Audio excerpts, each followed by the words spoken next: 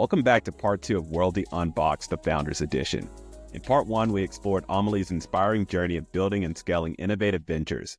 Now Aaron and I break down the key takeaways, including insights on achieving product market fit, effective fundraising strategies and goals, and the benefits of a strong team. We'll also reflect on how her lessons in leadership and resilience can guide our own journey at Worldie. Thanks for tuning in. Don't forget to visit worldiebrand.com and subscribe to our YouTube channel for more highlights. All right, let's dive into part 2. Yeah, I can start. So one of the things that Amelie was talking about was getting started with entrepreneurship early and how that kind of has benefited her throughout her life. And we've talked to a few other people who are kind of like lifetime entrepreneurs. And I know we're not necessarily that way, but now since you have this experience, are you going to introduce your daughters to entrepreneurship early? Have you thought about that? Like, what are your thoughts there? Already introduced them to it. So really trying to get them exposed early. We constantly talk to them about like their aspirations, which obviously at this age and stage, they are constantly changing. Like it's always, depending on what they've seen on a show or what their friends are talking about or whatever it might be. So it's always constantly changing, but I try to give them a little bit of guidance when it comes to my own experiences and like things that they can do within the realm of entrepreneurship that like coincide with some of their own desires at this particular stage in their life. And so I definitely try to not like brainwash them or anything like that, but try to give them as much guidance based upon my own experience, because I think entrepreneurship in some form or fashion is very important for pretty much any individual. And so like I definitely think there's a lot of values to be had by pursuing entrepreneurship and trying to instill those values in the girls. Yeah. I guess it's you don't have any girls or kids coming up, but like No. Is that something that you plan on doing in the if they're little faisans running around? I think it's similar to what I would say about sports, where it's like, deep down, you probably want them to get involved and be really passionate about sports as someone who played sports when you were younger, because kind of like how valuable it can be. And to an extent, you want to like live vicariously through your kids. Yes. But if you introduce them and they don't like it, then it's like you don't want to force it on them. So yeah, I think I would have that be an option and explain it and all that kind of stuff, and maybe have them do something that's a little bit entrepreneurial when they're young. But at the same time, you can't be too forceful and push them into something that they don't really want to do, because some people are just not entrepreneurs, and that's okay. Yeah, no, I agree with that take. It isn't for everyone, but I still feel like there's some level of it that can be instilled in an individual. So like, I'm not saying that every single person should go out and like embark on their own venture, but like the entrepreneurial type spirit, I think that has some like values in it that can be like passed along without necessarily like impressing like full on entrepreneurship upon them, especially if they're not, willing or open, or that's not something that they hold it in high regard. So yeah, I agree with that, but I still think there are like things that I can kind of teach them from it, even if they're like, apprehensive or they don't want to go down that path.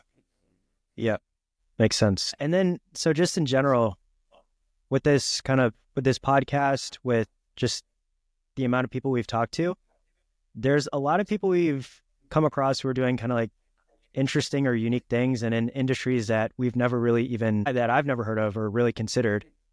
So like, what are some of the different industries or other things outside of what we're doing that kind of interest you? That's a good one. I've been like so focused on kind of like what we're going after that I haven't necessarily like ideated about any other like industry really. But I guess if I were to kind of think about it right now on the spot, like it would probably be something adjacent to like what we're kind of doing already, but I don't necessarily know what it is. And if I think about like all the people that we've connected with via the podcast, via just like our own networks, I would lean towards, I think I would stay in like consumer goods or something like that. I don't think I would venture too far into like the tech space. So I don't know what that would exactly be or entail, but I think I would probably say like consumer products and maybe create something else and kind of like bring that to life, whether it be something completely new or maybe a new take on something that's already here and already exists. So yeah, I think that's probably what I would do. But again, I haven't given that a whole heck of a lot of thought. Yeah, that makes sense. And I mean, consumer is fun, right? Like making a product. There's a lot of things that are difficult about starting a consumer brand, but I think the highs are really high, and it's just really fun to be able to create something and see it, like see people actually use it and interact with it in the real world. And like once you get a taste of that, I feel like it's a bit addicting. So I definitely understand that. For me, like some of the other industries that kind of interest me, I've always been interested in media and more specifically film. So that's a space that interests me. And then also professional services, because that's kind of like my background. And I'm just kind of interested in, there's some different things you could do in that space. So not like, I'm not saying I'm like super passionate about working in professional services my whole career, but I think that it's an interesting kind of like talent pool. And I don't think it's always leveraged. Like if you transition out of professional services, it can be actually pretty hard to get a job. So for us, for example, like if we wanted to hire a former lawyer or banker or consultant, like there's not really a ton of avenues to do that. And a lot of people in the startup space don't know how to use people from the professional services world super effectively, because it's the skill set is just kind of like general. There's not like a super tangible skill set a lot of times that you have, at least from the business side. Like law, yeah, you do. So that's also something that kind of interests me. Yeah, no, I can definitely see that those as options. So yeah, that's again something that I hadn't guess spent a whole lot of time thinking about it, but like I always think about like extension, like okay, what could we extend into like brand extension? Yeah. Potentially like seeing something like that as like a one-off thing where I can kind of like I don't know.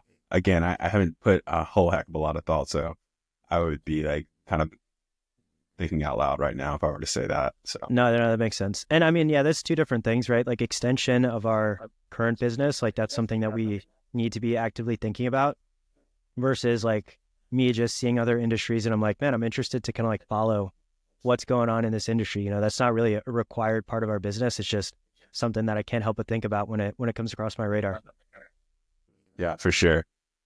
Kind of switching it up a little bit. Amelie, she talked about like when she first went out and started raising, and she ended up like having I don't know $50,000 in her pocket, and at the time or before that, it seemed impressive, but like at the time, it wasn't that impressive anymore. It was like, oh, that was kind of like old hat, or like this was something that was like coming with the territory. What is, what was I guess impressive when we first started off? Like what was something that we were kind of aspiring for and we thought would be impressive, that like once we obtain it, it wasn't as impressive anymore. Like it was just like, okay, that was just like, that's just part of the process, or that's just like part of like the maturation of a company, and not necessarily like, wow, I can't believe we've arrived. I would say just about everything. So like when you do it for the first time, you're like, man, this is a huge milestone. Can't believe we've made it this far. Like we've done that now. Next stop is, $50 million in revenue, right? And then you realize, oh, there's a ton of other steps that we have to kind of go through before we get there. But I think in general, kind of like getting people to work with you and getting them to buy into the idea. Initially, I thought that is kind of important, but there's a ton of people who will work with you if they feel like you have the money and they don't really have to buy into your idea. And even if they do, like it could be that they're just saying that because they want your money. So I think in general, like having people say, hey, this is a really good idea, or yeah, I would love to work with you guys.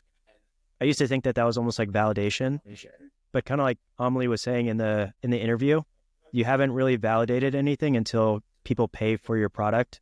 So I think that's been kind of like a major learning for me. It's like, it doesn't matter how many people tell us this is a really good idea, or they believe in us, or this thing is going to take off. Like we need to actually do it before that really becomes valuable in any way. Yeah, that's a good one, because that was something that was, I guess, impressive to me before we obtained it. Like having people bought in on the idea and wanting to participate and wanting to do certain things or lead certain things or take be a part of this company or venture in a very unique way or a significant way. So like, I think that was a good example. Another one that I thought, and this doesn't downplay like the experience at all. It just like kind of shows that, oh yeah, there's still some more proving to be done is, and I've mentioned it in other podcasts and I've mentioned it in other conversations with you, is like having someone wear the product, having someone that, not necessarily in our immediate family or something like that, wear the product and kind of like test it out. I thought that was going to be like the most impressive moment, but then you realize that like, okay, that's very cool. And that's a very significant milestone, but there's still a ways to go because you have to get those individuals to actually like pay for it. Like we're just kind of giving the product out and like allowing people to test it and give us and provide feedback for us. But like, that's one step, but we've only like arrived at a certain spot. We haven't gotten to that, like that actual step of a customer purchasing it and then putting it on and then like perhaps then providing some feedback. So that to me is like one of those like $50,000 in your pocket, not as exciting as it seems when you're, you don't have that type of access to funds or something like that. It's not as exciting to have someone put your shoe on when you know that the ultimate goal is to have someone like pay for that shoe and like then put it on. So Yeah, exactly. Yeah. Like it's super cool to see kids running around wearing it. And it's cool to hear people say that they really like the design, but we're giving it away for free at the moment. yeah. So it's like, do you like it enough to pay however much we're going to charge? And that's kind of the main question, which that's kind of segue into my next question, which is we were talking a lot about product market fit, me and Amelie. So what does product market fit mean to you? How would you define it? So product market fit to me is when, and there's various levels to it, right? But like product market fit is when there's an actual customer or consumer that wants to pay money for your product or service. And so in our case, it's like there's a customer on the other side who wants to buy the shoe and they buy the shoe and it not only, fits their expectation, but like, maybe exceeds it in something that they are willing to purchase again. So like, I feel like at that point we have product market fit with that individual. And for us, it's like, okay, what level of that? Is that like 100? Is that 200 individuals who are willing to pay for it? It like maybe meets or exceeds their expectation and are willing to pay for it again. Is that enough to kind of constitute product market fit? I don't know the exact threshold numbers. I would assume somewhere in that range, at least initially, is a good enough base to say like, okay, we at least have that. We can kind of leverage that into some, scaling it into like a much broader consumer base. But for me, like at the very like rudimentary levels, it's like an individual willing to pay money for it initially, it meets or exceeds expectations, and they're willing to again pay for it. So I don't know it's a very amorphous, like I feel like situation, product market fit, and maybe a nebulous kind of thing. But what's my definition is similar. It has one kind of add-on to what you said. So the way that I would define it is creating a product that enough people will pay for at a price that allows you to create or build a sustainable business. So the thing that I added, it was like, we need to price it at a price and get enough people in the door where we're not just losing money. Because you could sell 1 million shoes if you sold them for $1 per pair. But that doesn't mean, in my mind, I don't think you have product market fit if you've done that. So we got to get the kind of like the pricing and the business model right as well before we can really feel like, okay, we have product market fit and we can scale this thing up and still like be making money versus just increasing, multiplying the amount of losses that we have. Because anybody can sell a product for cheaper than market, but it's like, that's not a real business. So that's the only thing I would add. Yeah, no, I think that's right. I think that like, that's the kind of qualifier that we kind of need in that. As we look towards like our soft launch, our Kickstarter event, this kind of cuts into one of my questions. And I kind of already admitted that I don't necessarily know the threshold or the metric that we would be able to use to say like, this signifies product market fit. but do you have like a notion of what that metric or threshold might be when it comes to how many consumers are willing to pay for this product, and this level, once it's hit, this is enough to signify product market fit? I think Amelie had said like 1,000 people, like you can do anything with 1,000 fans. And, you know, if you have 1,000 worldie fans and they're kind of like telling their friends and family and stuff like that, so that probably multiplies it. But I think I haven't done the math, but it's going to depend kind of like in terms of volume, how much you need to make a decent amount of money. But I would think anything under 1,000 people, it's kind of like there's some initial traction, but I wouldn't say it's product market fit. And in order to be like really confident about it, I think have to be like tens of thousands of customers before I say like, yeah, I feel confident that we have product market fit. Yeah, those are some pretty lofty numbers right there. Yeah, I remember the 1,000.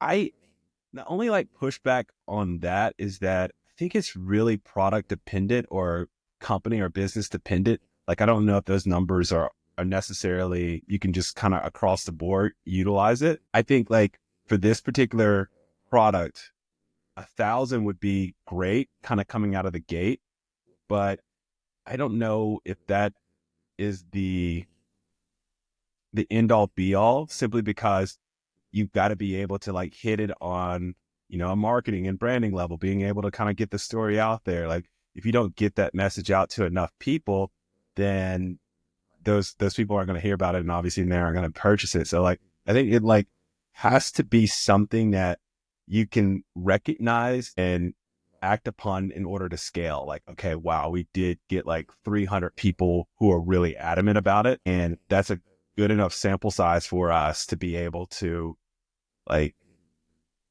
go for it with the idea and like kind of grow that 300 into 3,000 and so on and so forth.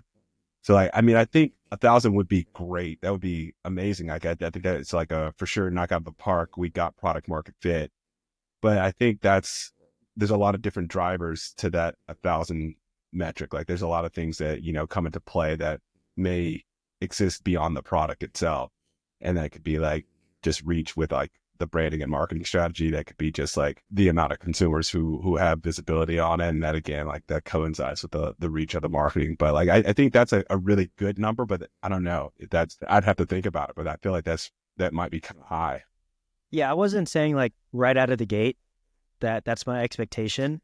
But like if we were to get like 200 or 300 people to buy our shoes through the Kickstarter, I'd be like, these are really good signs of traction and really good in like early indicators of product market fit. But I wouldn't be confident like going out beyond just the two of us and saying to people like, oh yeah, we have product market fit. We sold 300 pairs of shoes. So that's kind of like, maybe it's semantics to an extent, but I feel like, yeah, I'd be really happy to get that number out of the gate, like 200 to 300. But in my mind, that's still traction or early signs of product market fit. It's not full blown product market fit, which is kind of like what you were saying earlier in terms of there's levels to it. So maybe your low levels of product market fit just kind of map to my high levels of traction. Yeah. Yeah. I think, again, like it almost is just like you got data, right? You got the data, like you've got the people coming in and like making the purchase, and you've got these numbers. It's just like, at what level do you feel comfortable with moving forward with the idea and being like, okay, we've hit that level of sales to the point where we can kind of consider ourselves like product market fit, and like, let's look now towards growth. Let's look now towards scaling. And I don't know if I have necessarily a number for that, but I'm sure there's some numbers like that 1,000 might be it that makes sense when we get to that point, like to say like, okay, this is definitely something that's worth like scaling at this point. Yeah, I don't know what the numbers are either, but it's one of those things where it's like, even if you hit product market fit, you don't know what that inflection point was. I mean, maybe you do, but I don't think so. It's just like things go from going well to going better to going amazing. Hopefully that's the trajectory, but you don't really know along that journey, like, okay, I hit product market fit. Now everything after this is post product market fit. So it's one of those things where it's like you aim for it and you, to an extent, you kind of know whether you've hit it or not, but I don't think there's going to be one day where we just look at each other and say like, okay, yesterday we hit product market fit, and now the future of the company, we're post product market fit. So I think it's good to think about and talk about, but I don't know if there's any like one metric where if we hit it, then we know we've hit product market fit. Yeah, which is crazy because we talk about it all the time, and like we talk about like, the launch being like the I guess the beginning point of determining product market fit, and realizing and looking at it, we're like, you know what, we don't even actually have an actual threshold, like a concrete threshold or any kind of like numbers that kind of say or signal product market fit. It's just going to be something that is maybe sussed out over like a period of time, or I don't know, like it's very hard to like wrap my head around like what's that like, I guess goalpost for product market fit, and like trying to kind of box it in is really, I guess, difficult at this stage of the game. So Yeah, this was a while back. This was maybe like almost 2 years ago. But I was arguing with this guy on LinkedIn because he was saying Allbirds did not reach product market fit. And I was kind of like, they've sold like millions of pairs of shoes. Like they've opened their own stores. They raised a ton of money. They went public. Like, I feel like that's product market fit. And he was arguing that they didn't get product market fit because their stock price was so low, and they're kind of like on the decline after, I don't know, 10 years or whatever it's been. So there's some people out there who have like very high, I guess, like their idea of product market fit is like very strict. And even Allbirds doesn't fit that definition. So I don't know. It just depends on the person, I guess. yeah, that's why the definition is just like so, out there. There's not a real clear cut like product market fit definition, because you'll have guys like that who claim like a public company hasn't reached product market fit after millions of sales of their shoes, and then there's some who like, oh, after 200 units out of the door, that constitutes product market fit. I think it like ultimately will kind of like go back on leadership, go back on the founders. How do they like what can they glean from these numbers to justify moving to the next step? Yeah. And then this is my last product market fit question. I don't know if you have another one, but it kind of all comes down to that. And if you have it, then your business will probably do well. If you don't have it, then you have to pivot. It's going to be tougher. Maybe you have to shut down. So like, why do you think that we've been able to go so long without even knowing if we're going to have product market fit or not? I mean, not launching is like one of the reasons why we've been able to go so long, like not being out there and selling shoes to the public, or attempting to sell shoes to the public, is probably the main reason why we don't know whether or not we have product market fit. And well, my question, sorry to interrupt you, but the question is like, in terms of like mindset, like why have we continued to move forward with this idea without like, how are we so motivated to move forward, even like not having known about product market fit for like 3 years or whatever it's been, but we keep kind of moving forward. So like, why do you think that is? Like, why are we so motivated? I mean, I think we have strong ideas about the product. Like we feel that there's product market fit. Like we feel that there's product market fit. Like we feel that like our target consumer will purchase this product. They will use this product as kind of intended. Now we just have to prove that to the rest of the world. And that's what the product market fit is. Not, I'm backtracking a little bit on like, oh, this is like the feeling that this is going to be for the founders. I think it's also a lot for like the outside community, being able to prove to them what we believed all along. So I think we've kind of gone in there with an idea that this product is right for the consumer, and the consumer will like resonate with this product, and they will purchase it, and they will like use it as intended. Like I think those things are kind of instilled in us and like keep us going. But in terms of like the actual like metrics to determine it, like I still think I go back to like the answers that we just kind of gave. Like we don't necessarily know what that threshold is to prove to the rest of the world that this is like product market fit is, we've achieved product market fit. But I think it's something that we kind of, innately believe that like, okay, we have something that the consumer wants. Yeah, I think that's right. I think we've done enough research and got enough validation that we feel confident once we do get this thing in the market that it's going to sell and that people are going to like it. And then one of the things that Amelie was saying was, as you're trying to get product market fit, like you have to be obsessed with your customer. And I think for us, we're obsessed with the space and creating the best product for kids who are just getting into sports and for their parents. And so like having the passion for that segment and wanting to bring this product to market that is specifically for this segment that we believe is underserved. I think a lot of days when things are not going as well, or when you're like, man, it's taking forever to get to market. Like I think of our target customer, and that kind of continues to motivate me to push things forward. 100% agree. I always like, even through this testing phase, I think about like the consumer and like, what are they going to think about like this product or this feature of the product? That's like, for instance, I'll point to some of the thing that was going on with the pull tabs. Like, okay, like, oh, that was fraying. Like we can't have the pull tabs fray like that because our consumer is not going to, stay in for that. Like they want something that they can like, that's durable, that they can use to like, their kid, that they are confident that their kid will be able to use in order to don the shoe. So yeah, they're, putting myself constantly in the mindset of like the consumer and realizing that, and trying to realize what they think or what they see or what they envision when they think about the product and really trying to meet their needs.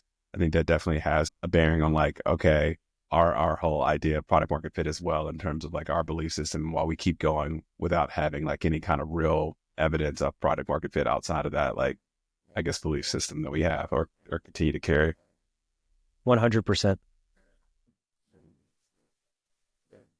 I guess this is a little bit of a tangent now. So what are your plans, goals, and strategies for assuming we achieve that so amorphous of a product market fit like metric, like assuming we achieve that, like what are your goals for fundraising or for growth or whatever it might be coming out of a Kickstarter or soft launch? I know Amelie, she mentioned a couple of things in terms of like her fundraising techniques and strategies, and she always was, I guess initially she played up the tech angle. Like, what are some things that we can kind of do to get people on board or get investors on board, or to build out like our consumer base so that we can scale and grow coming out of a soft launch or successful soft launch? I think in a space like ours, the product is the number one thing. So convincing, to the extent we have testimonials or other proof that our product is better than other products on the market, I think that's essentially like the first thing that an investor is going to ask about. Like, how is this different from a Nike shoe? Is this better? Like, why would consumers want to buy this instead of a Nike shoe? How are you going to differentiate in this really crowded space? And to the extent that we have like really crisp messaging, positioning, answers to those questions, and then we can also point to testimonials of parents saying like, I've bought Nikes before, now I'm buying worldie shoes, they're much better in these ways. If we have like quantitative testing from the factory, from third-party testers, testimonials from our designers, our development team, in terms of what we've done differently versus other people in the space, I think that's going to be super important for us because if you're investing in a consumer product, you want to be convinced that the product is superior to other things on the market. So that would be the first kind of strategy that I would have, just like being really, really confident that our product is differentiated.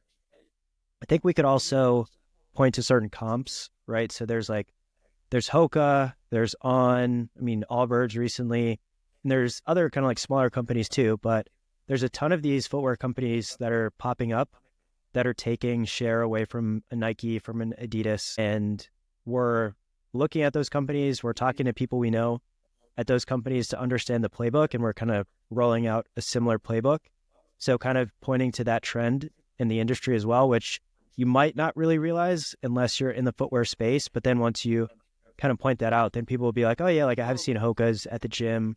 I've seen people wearing Ons. Seen people wear Allbirds, things like that. And then I think we also just have to tell our story, because that's really what differentiates us. And at the end of the day, you do invest in a company, but really you invest in people. So to the extent that we can tell the entire story of our journey, the work that we've put in, kind of the all the grassroots stuff that we've done, I think that's really going to resonate as well. And also, I mean, we have impressive backgrounds to an extent, right? So, also playing that up to an extent and being like, hey, we went to these schools, we work at these companies, we've been trained in this way. So like your money is in good hands with us. So that's how I would think about it. I think that's like perfect. I don't have anything to add, just to reiterate, to say like those are the strategies that I would lean on, and probably even in that order in terms of like hierarchy as well. I think that's exactly what we could use and show in terms of differentiation, in terms of being able to lead with a product. And like, this is the thing that's really like, and we could kind of show it resonating by the amount of sales or the people or the testimonials or whatever it might be. So I think all that is really good. So I don't, like I said, have anything to add to that strategy. So another thing that me and Amelie were kind of talking a little bit about was she was bringing up Gary Vee and kind of like grind set, right? Yeah. So hustle culture, and that's kind of gone out of style a little bit, but I think still, like in startups, you kind of recognize that if you don't do something, nothing is going to get done. So you can fall into that trap of just working and working and working and working. And Amelie was saying that you have to kind of know your limits and the importance of sleep. Like, sleep is really important. So do you feel like you know your limits as it relates to this business and everything else that you have going on? And are you able to kind of like stop before you go past those limits? I think like my limits are like always kind of changing. There's like seasons to like, life based upon like, what are the kids doing? Are they in school? If they're in school, like they're kind of like also engaged in a lot of sports. Gives me time to do certain things and like spend a lot of time in the business during the, throughout the day, and even now in the evenings. And so like my limits seem to constantly like kind of like change, and I definitely like bump up against them all the time.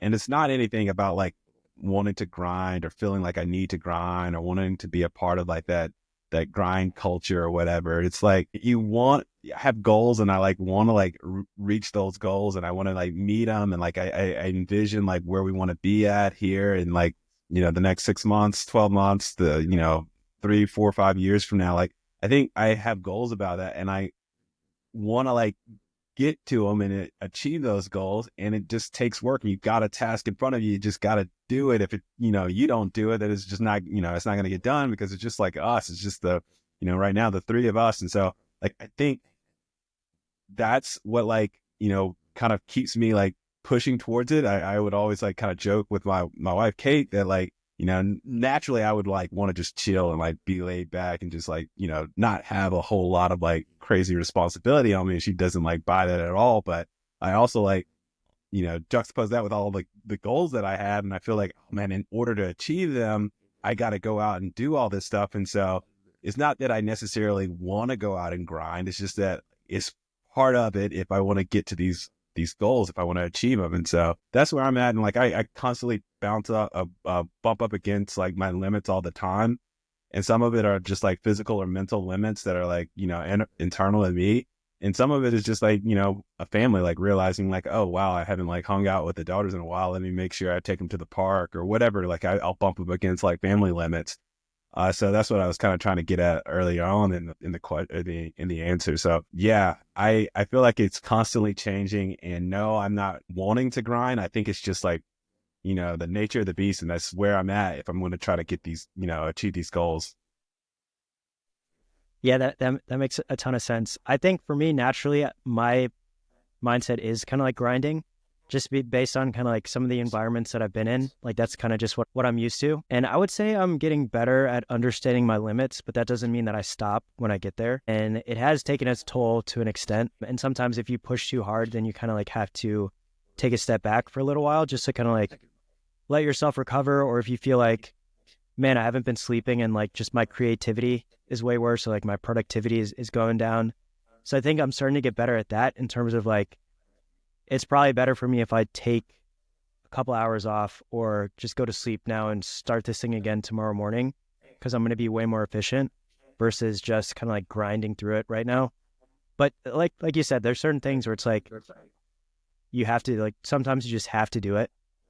And if you don't do it, nobody's going to do it. And you might be tired. You might feel like you're at your mental or your physical limit, but you can still find a little bit more a lot of times. So I think I'm trying to get better at realizing, like, okay, this is a time where I actually have to push past my limits versus this is a time where I cannot push past the limit, relax for a little bit, and then pick it up again and still meet the deadline or, whatever we need to hit, but I'm not burning myself out to get there. So, and we have a lot on our plates, right? So there's a potential that in the future it becomes a little bit less that we have to juggle, but just in this season of life, it is quite a bit to juggle.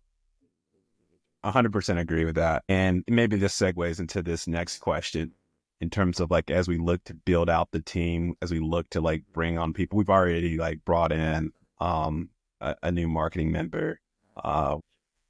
I guess we'll have an introductory podcast too in the near future. But what's the biggest benefit of having a team? Like as we look at it, like Amelie, she mentioned that she was a solo founder at first, but like really like she was looking to get like someone, a co-founder, someone to like lean on for like support or whatnot.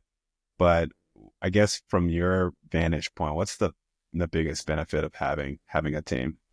I mean, there's a ton. It's hard to pinpoint just one, but the first one that comes to mind for me is just ideas, right? So like if you're just one person, you can come up with a lot of ideas and do a lot of stuff, but you don't really get that feedback, either positive or negative, with different ideas. You don't get that debate. So one of my favorite parts about having a team or just like teammates is having that back and forth, having that idea of refining it. If there are certain parts that are bad about it, taking that out, replacing it with something else. If there are certain things that are good, really building on that. So I just like seeing it's like the collaboration piece that I really enjoy. And, I'll have a vision in my head or an idea in my head. And then once I verbalize it, talk through it with you or someone else, and we start to refine it over time, it's really fun to see where it started versus where it ends up. And I mean, the best example of that, I would say, is like our actual product. So like having that initial idea of a shoe, like 3-4 years ago, whatever it was, and then pivoting, going through different iterations of a prototype, and now getting the near final version and seeing that out in the wild. Like it's fun to be able to go through that process with other people on the journey with you.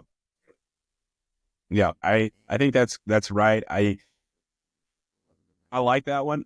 The one that I will go with then, because I can't use that one, is like the coverage, like, the team, like it's almost like an extra defender out there. Like you have someone else, or an extra offensive player out there. You have someone else who can handle like this area, this zone, and you're not necessarily now responsible for this huge zone. Like you have someone else that you can kind of rely on.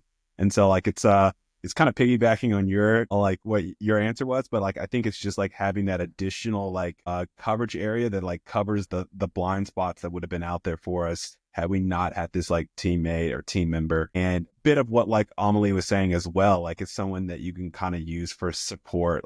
There's going to be some times when we do like reach our limits or whatnot, and like being able to kind of have that extra individual who's there, who's someone that we can kind of like pass the baton off to and keep things going and allows us to kind of like, catch a breath or whatever. Like, I think that's the whole like benefit of having a team, is the coverage, the support, the perspectives. There's a plethora of them, but I think those are some definitely important attributes of a team.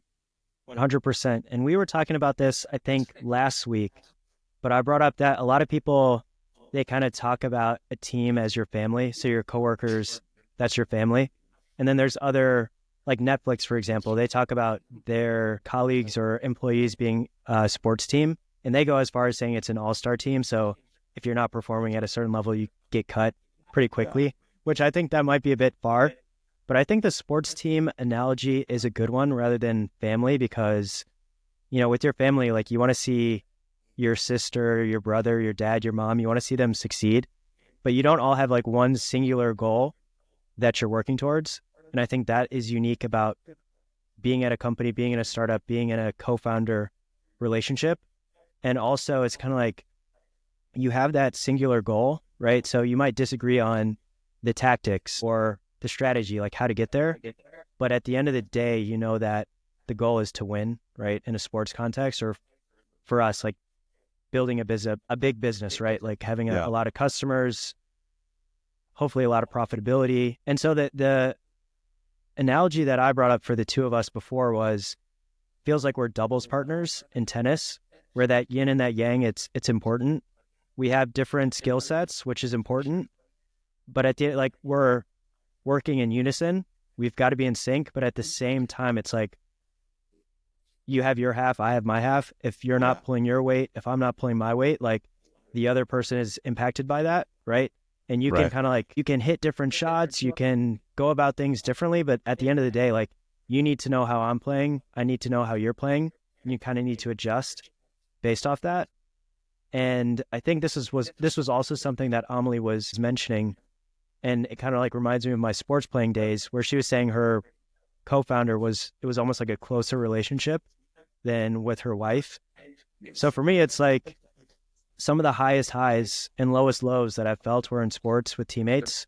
And with family, you don't really feel that the same way, right? Like if your dad were to get a promotion at work or something, you know, you're happy for him. If your sister gets some scholarship, you're happy for her, but you don't feel like the same kind of, it's like they did that and you're happy for them. Whereas if we accomplish something, like we both share in that success. If we screw something up, we both kind of share in that failure. So I think it almost is like a closer bond in some ways than a family. In some ways, you know, like family is still Yeah. family, but there's like a very, very close alignment when you're in a co-founder type of relationship. So I thought that was interesting to hear from Amelie. Yeah. I think I 100% agree with your take on it being much more of a team analogy being the thing that we kind of compare ourselves to as opposed to like a family analogy. And as you were talking, I couldn't like shake the memory of like our, playing intramural football and like we're playing like zone coverage in like defense. And the whole thing about zone is that you have to like communicate, like you've got to like one, take care of your zone, like cover any like receiver who's in your zone as a safety. And then as that receiver leaves your zone and goes into another zone, you pass them off. And so like it was a whole like communication piece. And sometimes that communication would break down and there'd be a wide open guy and he'd catch the ball. And like we'd all suffer because this one person didn't either communicate that there was a receiver coming into your zone or whatever it might be. And so like the whole team was like hurt by it and disappointed and dejected because this guy catches a pass wide open. On the other hand, like when we were operating efficiently and like effectively, we were communicating really well and letting people know like, oh, this, being very loud about it. Like this receiver is like moving over to your zone and then the other person acknowledging it. And then we'd have like, a pick or, an interception or something like that. And like the whole team would celebrate because we had achieved that goal that we set out to like stop the other team from scoring and not only stop the other team from scoring, but like to turn the ball over so that we have a chance to score ourselves. So like, I think that's like a really like cool, like analogy that you brought up in terms of like that type of like a mentality that we're all kind of focused on this like one goal, which makes that bond that much deeper. It's not like a family where, there's multiple different goals and you like really, you're happy about success when, a family member experiences it, but it's not a shared success in a way. It's not a shared success. Whereas on the field, on the basketball field, the soccer field, the basketball court or whatever it might be, like you are like sharing in that success. Like it's a direct correlation to like how you feel based upon like how that individual as a team, like how that individual was able to like do their job, and like it directly impacts like your ability to do your job and the ultimate success of the team. So I like that analogy a lot. Yep. Well, I guess one last question, and this is kind of similar to what we were talking about before in terms of product market fit. But Amelie said before you get someone to pay for something, you haven't validated anything. So how do you feel about that? Do you think we've validated anything because we haven't got someone to pay for anything yet? I mean, ultimately, from the outside looking in, we haven't gotten anything validated based upon like, again, like we kind of like move with this sense that we have built something that absolutely resonates and takes care of a lot of the pain points that parents and kids experience when prepping, when playing multiple different sports at this age level. So we feel like we have it, and we believe that, we strongly believe that, but to the outside world, we haven't proven anything until someone actually, or validated anything until someone actually puts up the money that they've been working for to buy that particular product, buy our product. And so I can agree with her there and say like, yeah, that makes a bit of a sense, like, especially from like the outside looking in. For us, like the validation is like, as we like interact, as we like, you know, talk to our consumer and like listen and hear what their, you know, their pain points are, and creating a product for it and really like tailoring it.